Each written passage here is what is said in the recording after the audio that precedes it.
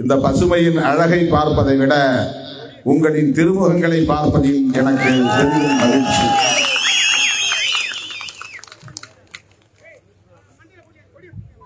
எந்த மாநிலத்திற்கு போனாலும் அல்லது எந்த நாட்டுக்கு போனாலும் ஊரை சுற்றி பார்க்க என்னை விடமாட்டார்கள். என்னை சுற்றி 100 பேர் சூழ்ந்து கொள்வார்கள். இங்கே வாருங்கள், அங்கே வாருங்கள் என்று இழுத்துச் செல்வார்கள்.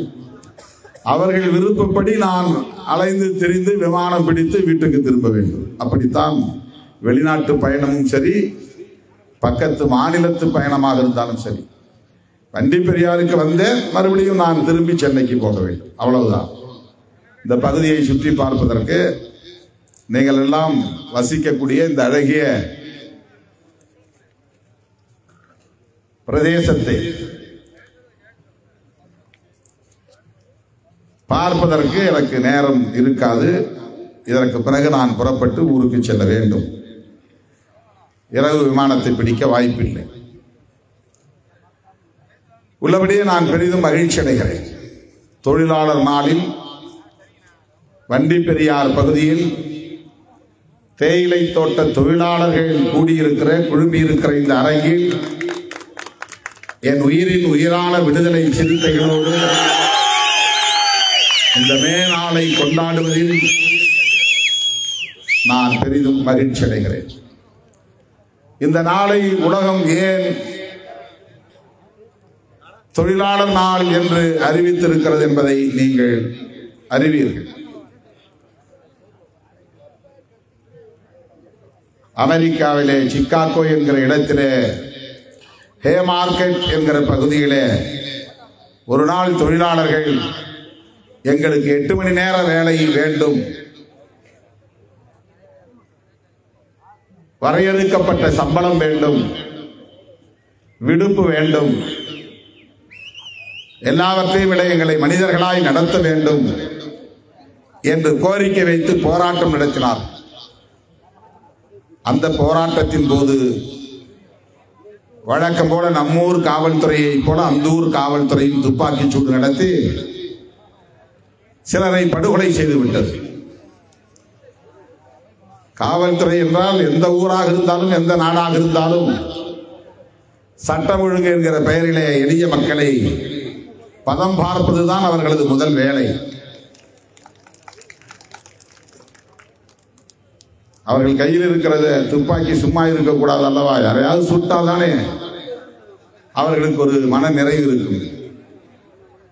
அப்படி அன்றைக்கு தொழிலாளர்களை சுட்டு படுகொலை செய்தார்கள்.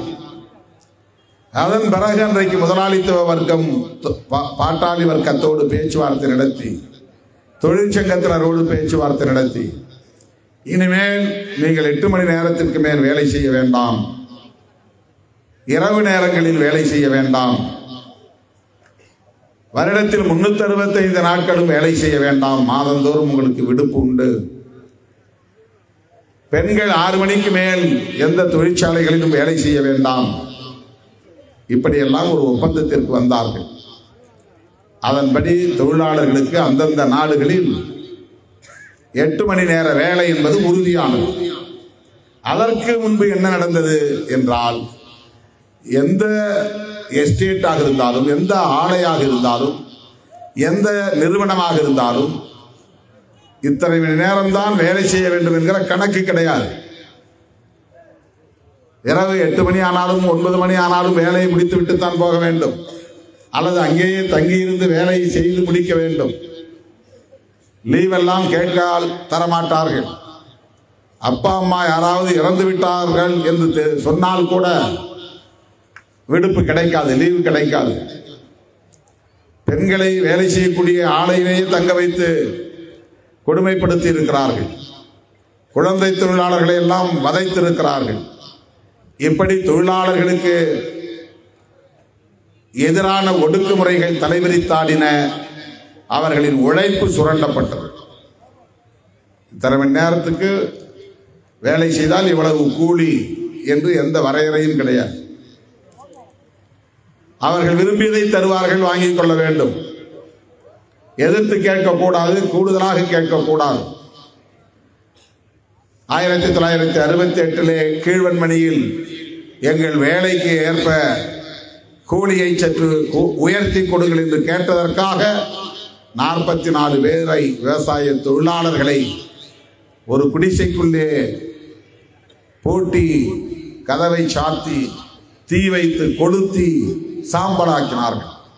அதில் ஒரு குழந்தை உட்பட எரிந்து கருகி போன வரலாறு நம்முடைய மண்ணிலேயே இரத்த கரை வடிந்த வரலாறு நடந்திருக்கிறது. உலகம் முழுவதும் இப்படி தொழிலாளர்கள் ரத்தம் உறிஞ்சப்பட்டிருக்கிறது. எதிர்த்து கேட்டால் அவர்களை சித்திரவதை செய்து கொடுமைப்படுத்தினார்கள். அப்படிப்பட்ட நிலைமைகள் மெல்ல மெல்ல மாறத் தொடங்கியது.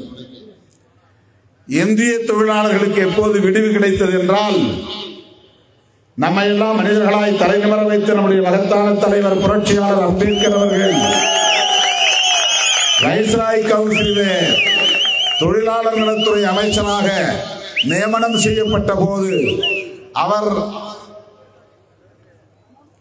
வந்ததும் தொழிலாளர்களுக்காக என்ன சட்டம் கொண்டு வந்தார் என்றால், ஒரு சொட்டு ரத்தம் கூட சிந்தாத நிலையில தொழிலாளர்களுக்கு 8 மணி நேர வேலையை உறுதிப்படுத்தினார். குழந்தை தொழிலாளர் முறையை முற்றாக அழித்தொழித்தார்.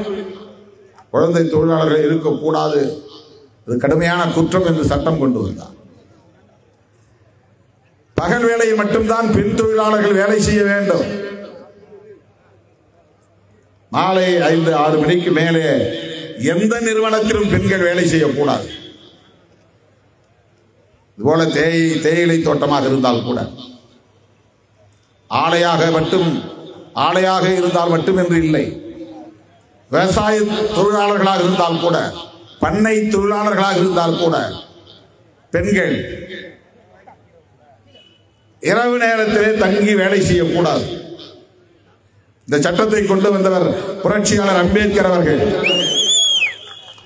அரசு ஊழியராக இருந்தாலும் இதுபோல தொழிலாளர்களாக இருந்தாலும் பெண்களுக்கு மகப்பேறு காலத்தில், குழந்தை பெற்றுக் கொள்ளுகிற காலத்தில், பிரசவத்திற்கு முன்பே 3 மாத காலம், பிரசவத்திற்கு பின்னர் 3 மாத காலம், 6 மாத காலத்திற்கு லீவும் தர வேண்டும், சம்பளமும் தர வேண்டும் என்று சட்டம் கொண்டு வந்தவர் புரட்சியாளர் அம்பேத்கர் அவர்கள். இப்படி ஏறத்தாழ 28 சட்டங்கள் தொழிலாளர்களின் நலன்களுக்காக கொண்டு வந்தவர் புரட்சியாளர் அம்பேத்கர் அவர்கள். இந்த தொழிலாளர் நாளில் நாம் நன்றி பெருக்கோடு நினைவு கூர்ந்திட வேண்டியவர் புரட்சியாளர் அம்பேத்கர் அவர்கள். இந்த வண்டி பெரியாரில் இருந்து பல்லாயிரக்கணக்கான தோழர்கள் முன்னிலையில் புரட்சியாளர் அம்பேத்கருக்கு நாம் நன்றி செலுத்துகிறோம், இந்த உரிமையை நமக்கு மீட்டு தந்ததற்காக.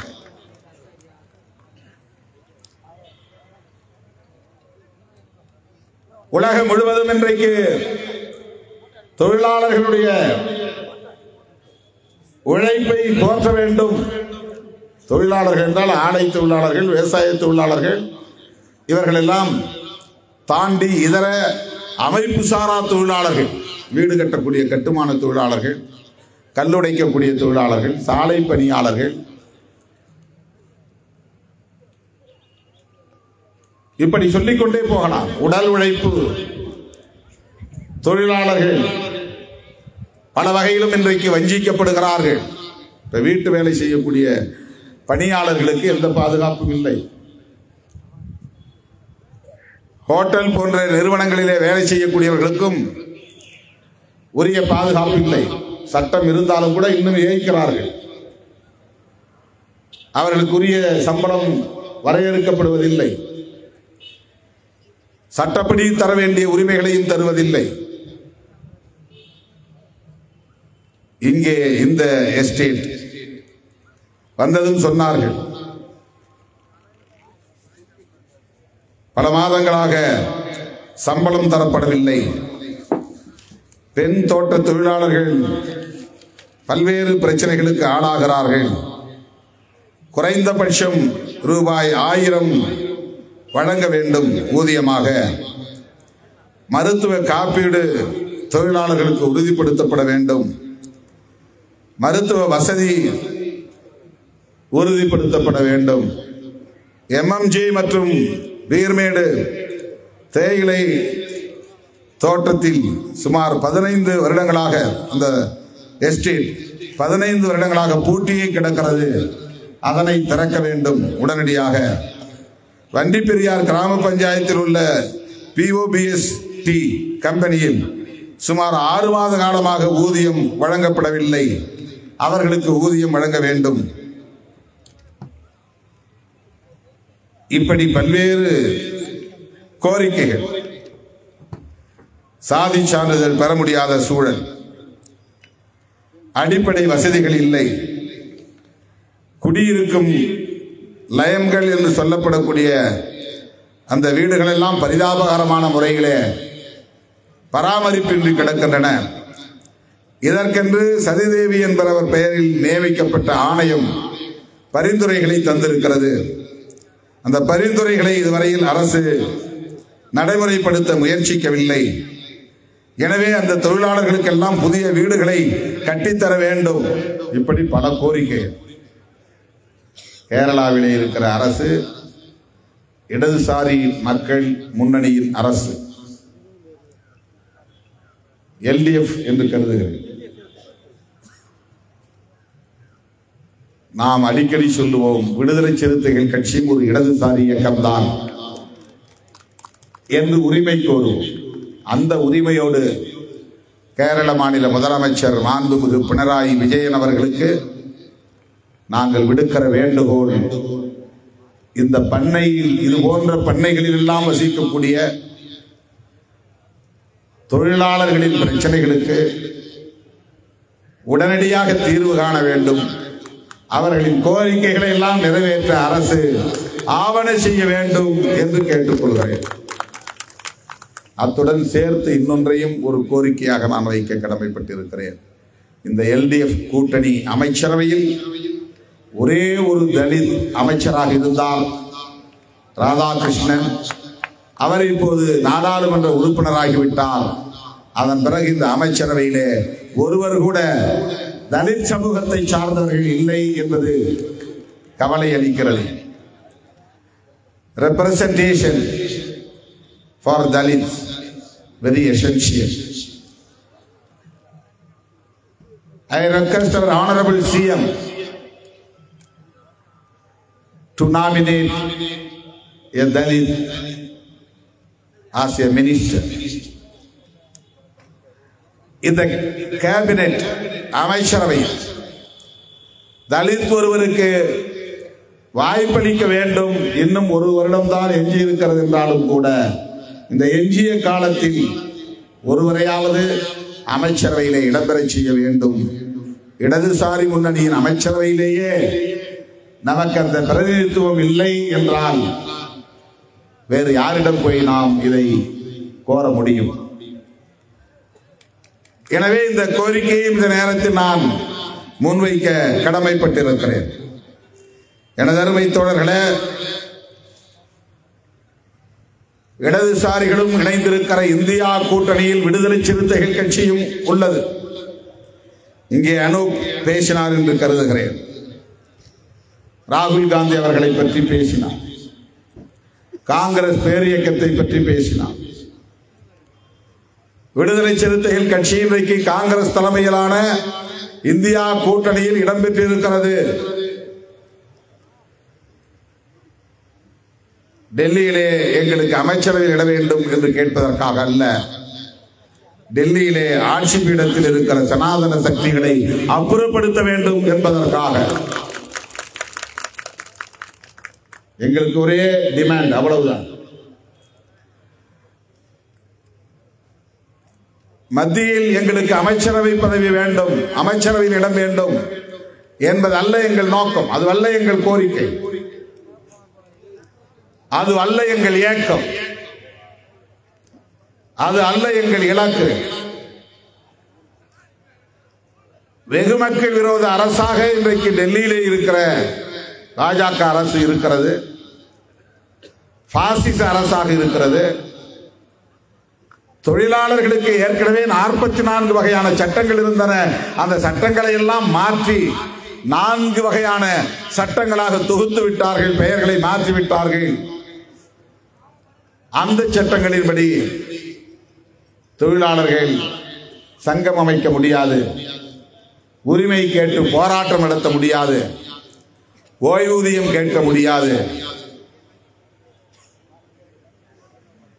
இது போன்ற பல நெருக்கடிகளை கொண்டு வந்து பன்னாட்டு நிறுவனங்களுக்கு சாதகமான அனைத்து ஏற்பாடுகளையும் உருவாக்கி வைத்திருக்கிறார்கள். கார்ப்பரேட் நிறுவனங்களுக்கு சேவை செய்யக்கூடிய வகையில தொழிலாளர் நல சட்டங்களை எல்லாம் மாற்றி அமைத்திருக்கிறார்கள். வேளாண் சட்டங்களை எதிர்த்து பஞ்சாப், ஹரியானா மாநிலங்களை சார்ந்த விவசாயிகள் ஓராண்டு காலத்திற்கு மேலாக தொடர்ந்து போராட்டம் நடத்திய பிறகு பஞ்சாப் தேர்தல் வந்தபோது பாரதிய ஜனதா பயந்து போனது. எனவே விவசாயிகளின் கோரிக்கையை ஏற்று அந்த வேளாண் சட்டங்கள் 4ஐயும் திரும்ப பெற்றுக் கொண்டார்கள். இந்திய அரசியல் வரலாற்றிலேயே நாடாளுமன்றத்தின் 2 அவைகளிலும் நிறைவேற்றப்பட்ட ஒரு சட்டத்தை, குடியரசுத் தலைவரால் அங்கீகரிக்கப்பட்ட ஒரு சட்டத்தை இந்திய ஒன்றிய அரசு திரும்ப பெற்றுக் கொண்டது என்றால் அது விவசாயிகளின் போராட்டத்தால் தான். இது ஒரு வரலாறு, மறந்துவிடக்கூடாது. தோழர்களே, அதே போல திரும்ப பெற வேண்டிய சட்டங்களும் இந்த தொழிலாளர்கள் சட்டங்களும் அடங்கும். ஆனால் தொழிலாளர்கள் ஒருங்கிணையவில்லை. விவசாயிகள் ஒருங்கிணைந்து போராடியதை போல அகில இந்திய அளவில் தொழிலாளர்கள் ஒருங்கிணைந்து போராடவில்லை. ஏன் என்று தெரியவில்லை. எதிர்ப்பு இருந்தது, அது தொடர்ச்சியாக இல்லை. போராட்டங்கள் நடந்தன, அவை தொடர்ந்து மாத கணக்கிலே, வருடக்கணக்கிலே என்று நீடிக்கவில்லை. இன்றைக்கு அந்த 4 சட்டங்களும் நடைமுறையிலே இருக்கிறது. தமிழ்நாடு அரசுக்கு விடுதலை சிறுத்தைகள் கட்சி வேண்டுகோள் விடுத்தது. இந்த 4 சட்டங்களையும் நாங்கள் நடைமுறைப்படுத்த மாட்டோம் என்று சட்டமன்றத்தில் தீர்மானம் நிறைவேற்றி அனுப்புங்கள். நலவாரியங்களே கூடாது என்று சொல்லுகிறது இந்த சட்டம். Welfare boards, labour welfare boards, அமைப்பு சாரா தொழிலாளர்களுக்கான வாரியங்கள், வாரியம் தமிழ்நாட்டிலே உண்டு. கேரளாவில் எப்படி என்று எனக்கு தெரியவில்லை. கிட்டத்தட்ட 10-15 வாரியங்கள் தொழிலாளர்களுக்கென்றே உருவான வாரியங்கள். அந்த வாரியங்களை எல்லாம் கலைக்க சொல்லுங்கள். இந்த சட்டங்கள், மோடி அரசு கொண்டு வந்திருக்கிற தொழிலாளர்களுக்கான சட்டங்கள் வாரியங்களே கூடாது என்கிறது. ஆகவே நான் கேரள அரசுக்கும் மாண்புமிகு முதல்வர் பினராயி விஜயன் அவர்களுக்கு விடுக்கிற வேண்டுகோள், அந்த 4 வேளாண் சட்டங்களையும் நாங்கள் நடைமுறைப்படுத்த மாட்டோம் என்று தீர்மானம் சட்டமன்றத்தில் நிறைவேற்ற வேண்டும் என்று விடுதலை சிறுத்தைகள் கட்சியின் சார்பில் கோரிக்கை எழுப்புவோம்.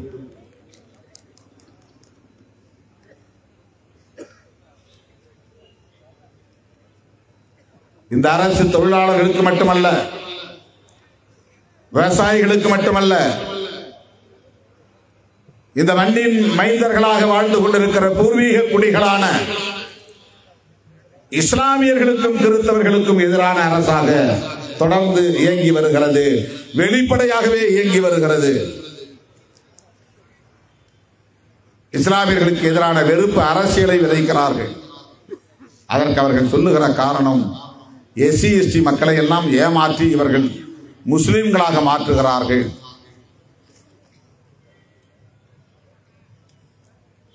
மதமாற்றம் குறித்து நான் ஆய்வு செய்து அதில் டாக்டர் பட்டமே பெற்றிருக்கிறேன். மீனாட்சிபுரம் என்கிற இடத்திலே 1980களின் தொடக்கத்திலே நடந்த மதமாற்ற நிகழ்வை குறித்து நான் ஒரு ஆய்வை நடத்தினேன். யாரும் போய் ஆசை காட்டி அவர்களை மதமாற்றம் செய்யவில்லை. அவர்களுக்கு இருந்த சமூக நெருக்கடியால் மதம் மாற வேண்டும், ஊரே ஒட்டுமொத்தமாக முடிவு செய்து சுற்று வட்டாரத்தில் இருந்த இஸ்லாமியர்கள் எல்லாம் அணுகிய போது அவர்கள் மறுத்திருக்கிறார்கள். வேண்டாம், அப்படியெல்லாம் செய்ய முடியாது. கிறிஸ்தவ மதத்தில் யாரும் எப்போதும் சேர்ந்து கொள்ளலாம், முஸ்லிம் மதத்தில் அப்படி எல்லோரும் எப்போதும் சேர்ந்து விட முடியாது. அதற்கு அவர்கள் சில வரையறைகள் வைத்திருக்கிறார்கள். பல சங்கங்களை போய் பார்த்து பார்த்து அவர்கள் முடியாது என்று மறுத்து மறுத்து காலம் கடந்து பிறகு மலபார் பக்கத்தில் இருக்கிற பொன்னானி என்று கருதுகிற அந்த ஊரிலே போய் உள்ள ஒரு சிலரை சந்தித்து அவர்களின் வழிகாட்டுதலின்படி பின்னர் ஊரில் ஒரு 200 குடும்பங்கள் மட்டும் மதம் மாறுவது என்று முடிவெடுத்தார்கள். முதலில் ஒட்டுமொத்த கிராமமே மாறுவது என்று முடிவெடுத்து இஸ்லாமியர்கள் உடனே அதை ஏற்றுக்கொள்ளாத நிலையில இடையிலே ஏற்பட்ட குழப்பங்களால் பாதி பேர் வேண்டாம் என்ற முடிவுக்கு வந்து விட்டார்கள். அந்த 200 குடும்பங்களை கூட உடனே மதம் மாற விடாமல் இந்து அமைப்புகளை சார்ந்தவர்கள், விஸ்வ இந்து பரிஷத் போன்ற அமைப்புகள் எல்லாம் உள்ளே நுழைந்து பல பேரை தடுத்து விட்டார்கள். அதனையும் மீறி ஒரு 150 குடும்பத்தை சார்ந்தவர்கள் மதம் மாறினார்கள். அவர்கள் இன்றைக்கு இஸ்லாமியர்களாக எப்படி வாழ்ந்து கொண்டிருக்கிறார்கள், அரசியல் தளத்திலே, சமூக தளத்திலே, பண்பாட்டு தளத்திலே, பொருளாதார தளத்திலே அவர்களின் நிலை என்ன என்பதை ஆய்வதுதான் என்னுடைய டாக்டரேட். ஒரு காலத்தில் தீண்டப்படாதவர்கள் என்று இழிவுபடுத்தப்பட்ட அவர்கள் இன்றைக்கு பொது இடங்களிலே பெரிய பெரிய வணிக வளாகங்களை கட்டிக்கொண்டு கடைகளை வைத்துக் கொண்டு இஸ்லாமியர்களாக தலை நிமிர்ந்து வாழ்கிறார்கள்.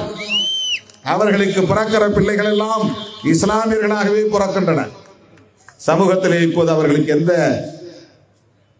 பாதிப்பும் இல்லை, தலைக்குனிவு இல்லை, இழிவு இல்லை. இந்தியா முழுவதும் இப்படித்தான். இங்கே இருக்கிற இஸ்லாமியர்கள் யாரும் அரேபிய நாட்டில் இருந்து வந்தவர்கள் அல்ல, இந்த மண்ணின் மைந்தர்கள் தான். ஏன் அவர்கள் மதம் மாற நேர்ந்தது? அதை யாரும் பேசுவதில்லை. வெறுமனே துபாய்க்கு அழைத்து போகிறேன் வா மதம் மாறு என்று சொன்னால் மாறி விடுவார்களா? மாற முடியுமா? கோதுமை தருகிறோம் சாப்பிடு நன்றாக என்று சொன்னால் உடனே கிறிஸ்தவத்திற்கு மாறிவிட முடியுமா? இங்க உட்கார்ந்துருக்கிறோம், நாம எழுந்திருச்சு பாத்ரூம் போயிட்டு வரும்போது நாம் எந்த இடத்துல உட்கார்ந்தோமோ அந்த இடத்துல தேடி வருவோம். அந்த இடத்துல உட்கார்ந்தா தான் மறுபடியும் பிடிக்கும். நமக்கு ஒரு அரை மணி நேரம் ஒரு இடத்துல உட்கார்ந்தா அந்த இடத்த விட்டு நமக்கு வெளியேறதுக்கு மனசு வராது.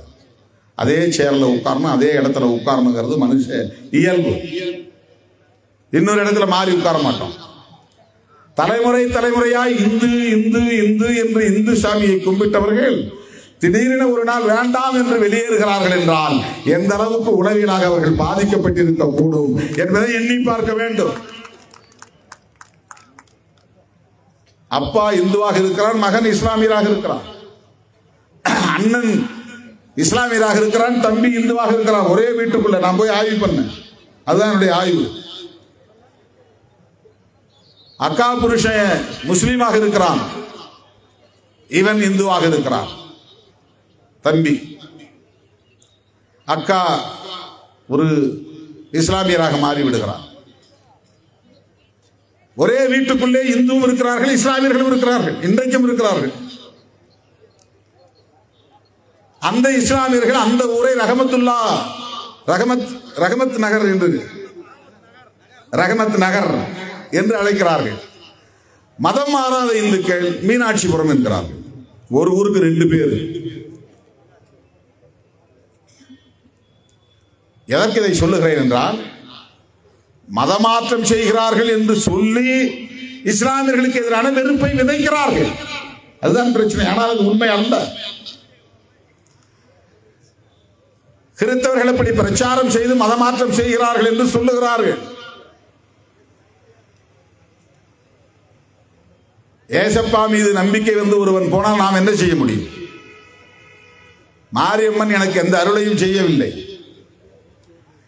ஏசப்பா எனக்கு தெம்பு தருகிறார், நம்பிக்கை தருகிறார் என்று ஒருவன் நம்புகிறான், போறான்.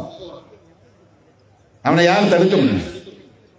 ஆனால் இதை ஒரு காரணமாக வைத்துக் கொண்டு ஏதோ கிறிஸ்தவர்களும் இஸ்லாமியர்களும் திட்டமிட்டு இந்த எஸ்சி எஸ்டி மக்களை எல்லாம் ஏமாற்றி மயக்கி மாயாஜால வித்தை செய்து அவர்களை எல்லாம் மாற்றிவிட்டார்கள் என்பதை போன்ற ஒரு பிரச்சாரத்தை இங்கே மேற்கொள்கிறார். அதை நாம் அம்பலப்படுத்துவோம். அதற்கான காரணங்கள் அரசியல் காரணங்கள். முஸ்லிம்க்கு எதிராக வெறுப்பை சொல்லி இந்துக்களை எல்லாம் இந்துக்கள் என்ற பெயரால் அணிதிரட்டி அவர்களின் வாக்குகளை முழுமையாக வாங்கிக் கொள்வது, தக்க வைத்துக் கொள்வது, வாக்கு வங்கிக்கான ஒரு பெரும்பான்மைவாத அரசியல் உத்தி. இதுதான் பிரச்சனை. இந்த அரசியலைத்தான் நாம் விமர்சிக்கிறோம். மற்றபடி அவங்களுக்கு நமக்கு என்ன பிரச்சனை, ஏன் தகராறு? அவர்கள் பெரிய கட்சி, நாடாண்டு கொண்டிருக்கிற கட்சி, அவர்களோடு அரசியல் ரீதியாக மோதி நாம் என்ன சாதித்து விட முடியும்? ஆனால் அவர்களின் அரசியல் ஆபத்தானது என்பதை சொல்ல வேண்டிய தேவை இருக்கிறது. அதை சொல்லி சமூகத்தில் ஒரு எழுச்சியை நம்மால் உருவாக்க முடியும், பாதுகாப்பை உறுதிப்படுத்த முடியும். அதற்காகத்தான் நாம் அவர்களை பற்றி பேச வேண்டியிருக்கிறது. அவர்களை எதிர்த்து பேசி நாளைக்கு நாம் தமிழ்நாட்டிலே ஆட்சியை பிடித்து விடப் போவதில்லை. அகில இந்திய அளவிலும் ஆட்சி அதிகார பீடத்திலே போய் அமர்ந்து விடப் போவதில்லை. பாஜகவை எதிர்ப்பதால் நமக்கு எந்த அரசியல் லாபமும் கிடையாது. பாஜகவை எதிர்ப்பதால் சமூகத்தை பாதுகாக்க முடியும் என்று நம்புகிறோம், சமூக நல்லிணக்கத்தை பாதுகாக்க முடியும் என்று நம்புகிறோம், மத நல்லிணக்கத்தை பாதுகாக்க முடியும் என்று நம்புகிறோம். அந்த கருத்திலே ராகுல் காந்தி உள்ளிட்ட காங்கிரஸ் தலைவர்கள் எல்லாம் விடுதலை சிறுத்தைகள் பேசுகிற அதே அரசியலை பேசுகிற அந்த தலைவர்கள் எல்லாம் இன்றைக்கு நமக்கு நட்பு சக்திகளாக இருக்கிறார்கள். அதனால் கைகோர்த்து நிற்கிறோம். ராகுல் காந்தி அவர்களின் பக்கத்திலே போய் நின்று விட்டால் நான் உடனே தேசிய தலைவராகிவிட முடியுமா என்ன? அல்லது அவரை கையை குலுக்கி நட்பு பாராட்டிவிட்டால் நாளைக்கு நான் ஆட்சி அதிகார பீடத்திலே போய் அமர்ந்து விட முடியுமா என்ன? அதல்ல. நாம் பேசுகிற அரசியலும் அவர் பேசுகிற அரசியலும் ஒரே புள்ளியில் உடன்படுகிறது, ஒரே நேர்கோட்டில் இயங்குகிறது என்பதுதான் காரணம். அதற்காகத்தான் கைகோர்க்கிறோம். அரசியல் நோக்கம் கிடையாது, அதாவது அரசியல் ஆதாயம் கிடையாது, அரசியல் நோக்கம் உண்டு. பிஜேபி அங்கு ஆட்சியில் தொடர்வது கூடாது என்பது ஒரு அரசியல் நோக்கம். அரசியல் ஆதாயம் கிடைக்கும் என்று நாம் கைகோர்க்கவில்லை. இதை புரிந்து கொள்ள வேண்டும். அதுதான் மிக முக்கியமானது. எனது அருமை தோழர்களே, விடுதலை சிறுத்தைகள் கட்சி கேரளாவிலே வளர்ந்து என்ன செய்ய போகிறது? தமிழ்நாட்டிலே 4 எம்எல்ஏக்கள், 2 எம்பிக்கள். கேரளாவிலே அப்படி எம்எல்ஏக்களாக வர முடியுமா, எம்பியாக வர முடியுமா? அந்த கணக்கு போட்டு நாம் இங்கே காலூன்றவில்லை. உங்கள் பிரச்சனைகளுக்கு போராட வேண்டும், அது எங்களுடைய பொறுப்பு என்கிற உணர்வின் அடிப்படையில் தான் இந்த களத்தில் இருக்கிறோம். உங்கள் உரிமைகளுக்காக போராட வேண்டும், களமாட வேண்டும் என்று எப்போதெல்லாம் நீங்கள் நினைக்கிறீர்களோ அப்போதெல்லாம் விடுதலை சிறுத்தைகளை நீங்கள் கையில் ஏந்திக் கொள்ளலாம். களத்திற்கு அழைக்கலாம்.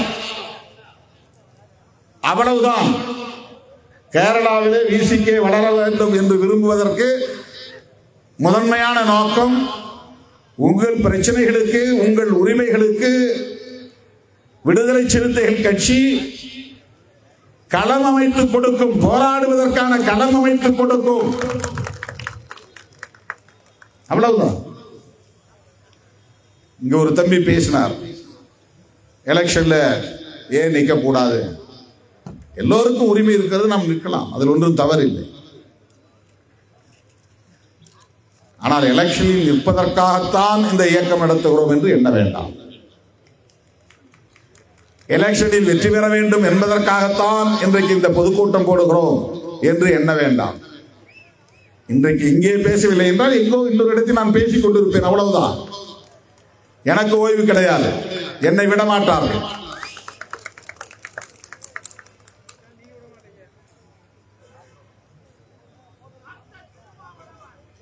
ஆக இன்றைக்கு நாம் இங்கே தொழிலாளர்களின் நலன்களுக்காக, தொழிலாளர்களின் உரிமைகளுக்காக, தொழிலாளர்களின் பாதுகாப்புக்காக நாங்கள் இருக்கிறோம் என்று சொல்லுவதற்காக வந்திருக்கிறோம். விசிகே என்கிற ஒரு கட்சி இருக்கிறது என்று உறுதிப்படுத்துவதற்காக வந்திருக்கிறோம். மாமேதை மார்க்சும் ஃபிரெடரிக் எங்கெல்ஸும் வகுத்து தந்த கொள்கை அறிக்கை உலகத்தையே ஆட்டி படைத்தது. ரஷ்யாவின் புரட்சி, சீனாவின் புரட்சி, கியூபாவின் புரட்சி, வியட்நாமின் புரட்சி, அமெரிக்க ஏகாதிபத்தியத்தின் பிடரியை பிடித்து ஒடுக்கக்கூடிய அளவுக்கு வலிமை பெற்ற இயக்கமாக இடதுசாரி இயக்கங்கள் உலகம் முழுவதும் பரவின. உலக தொழிலாளர்களே ஒன்றுபடுங்கள், அவ்வளவுதான். காரல் மார்க்சுடைய சிந்தனையில் தேசம் என்கிற அடையாள அரசியல் இல்லை, மொழி என்கிற அடையாள அரசியல் இல்லை, இனவாதம் என்கிற அடையாள அரசியல் இல்லை, மதவாதம் என்கிற அடையாள அரசியல் இல்லை, சாதியவாதம் என்கிற அடையாள அரசியல் இல்லை. உலகத்தில் ரெண்டே ரெண்டு இனம்தான். ஒன்று ஆளுகிற இனம், இன்னொன்று உழைக்கிற இனம். அவன் என்ன மொழி பேசினாலும், என்ன மதத்தை பின்பற்றினாலும், என்ன கடவுளை வழிபட்டாலும், எந்த தேசத்தில் குடியுரிமை பெற்றிருந்தாலும் உலகம் முழுவதும் உழைக்கிறவன் சுரண்டப்படுகிறான். அவன் என்ன சாதியா இருந்தாலும்.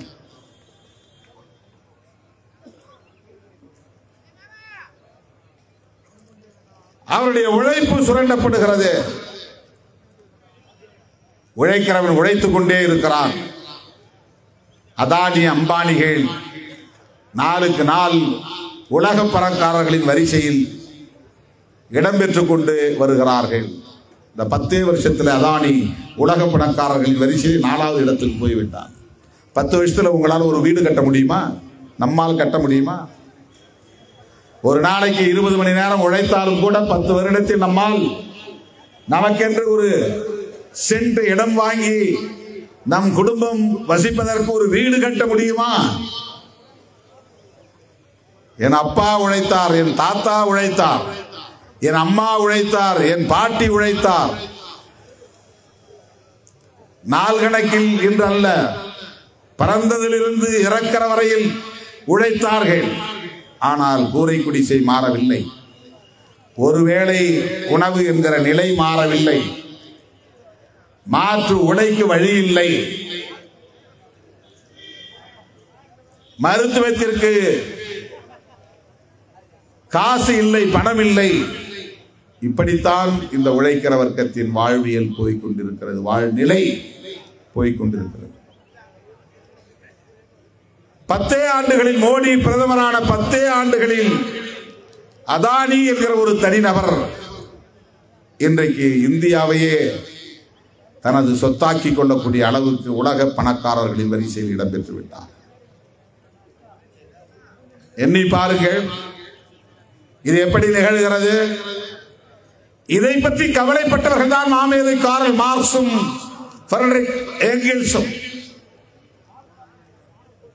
இந்த தொழிலாளர்களின் முதுகெலும்பு உடைபடுகிறது, இவர்கள் கூனி குறுகி கிடக்கிறார்களே, கைகளிலும் கால்களிலும் விலங்கு பிணைக்கப்பட்டிருக்கிறது, சுதந்திரமாக ஓடி ஆடி விளையாட முடியவில்லை, விரும்பும் பொருளை வாங்கி உண்ண முடியவில்லை, நல்ல உடை உடுத்த முடியவில்லை, ஒரு நாள் நேரம் ஒதுக்கி திரைப்படம் போய் பார்க்க வேண்டும் என்றால் கூட முடியவில்லை, சொந்த பந்தங்களோடு பொழுதை கழிக்க முடியவில்லை. வேலை வேலை வேலை வேலை வேலை என்று உலகம் முழுவதும் தொழிலாளர்கள் இப்படி பிணைக்கப்பட்டிருந்ததை பார்த்து மனம் நொந்து அவர்களுக்கென்று ஒரு விடுதலைக்கான தத்துவத்தை கண்டவர்கள் தான் காரல் மார்க்சும் ஃபிரெடரிக் எங்கெல்ஸும். அவர்கள் தயாரித்த கம்யூனிஸ்ட் அறிக்கை முதலாளிகளுக்கு பயமுறுத்தும் கோட்பாடாக இருந்தது. அதை பூதம் என்றே முதலாளிகள் எல்லாம் சொல்லி அச்சப்பட்டார். ஜார் மன்னரின் ஆட்சி, பரம்பரை ஆட்சி வீழ்த்தப்பட்டது.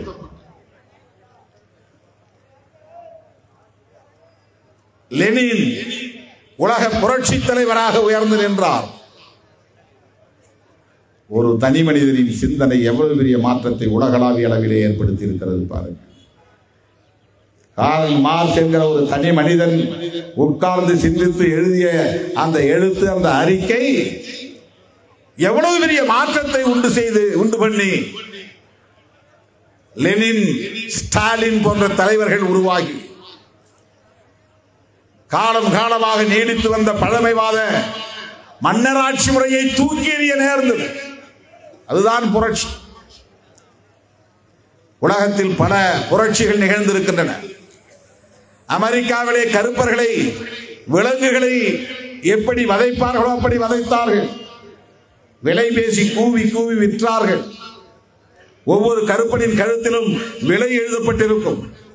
இத்தனை டாலர், இவனை வாங்கி போகலாம்.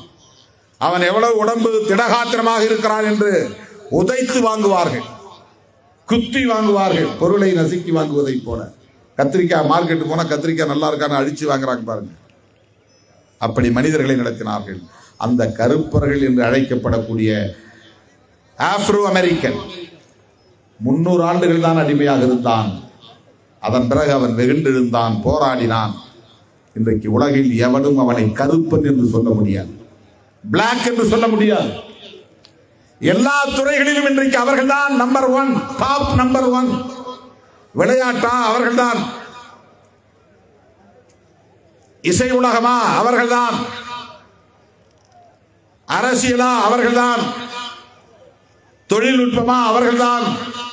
அந்த வரிசையில் தான் பராக் ஒபாமா அமெரிக்காவின் குடியரசுத் தலைவராக முடிந்தது. யோசித்து பாருங்கள். ஆனால் இந்திய மண்ணில் தான் தோழர்களே, ஆயிரக்கணக்கான ஆண்டுகளாக சாதிய சகதிக்குள் மூழ்கி கிடக்கிற மக்களால் விடுதலை பெற முடியவில்லை. ஒற்றை மனிதரின் வரவுக்கு பிறகு ஒரு எழுச்சி உருவாகி இருக்கிறது. மாமனிதர் புரட்சியாளர் அம்பேத்கர் அவர்களின் வருகைக்கு பிறகுதான் ஆயிரக்கணக்கான ஆண்டுகளாக இங்கே சாதியின் பெயரால் பிளவுண்டு கிடக்கிற, பழமை வாதத்தில் ஊறி கிடக்கிற,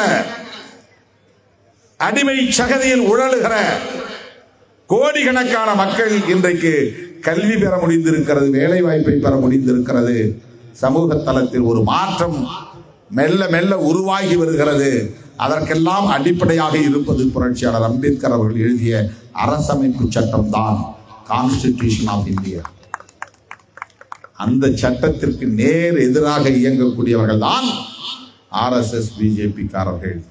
அந்த சட்டத்தை பாதுகாக்க வேண்டும் என்று தன் கையில் ஒவ்வொரு நாளும், கடந்த நாடாளுமன்ற பொதுத் தேர்தலின் போதும், வெற்றி பெற்ற பிறகும், மக்களவையிலும், இன்றைக்கும் அரசமைப்பு சட்டத்தை உயர்த்தி பிடித்து அதை பாதுகாப்போம் என்று சொல்லுகிறவர் தான் ராகுல் காந்தி.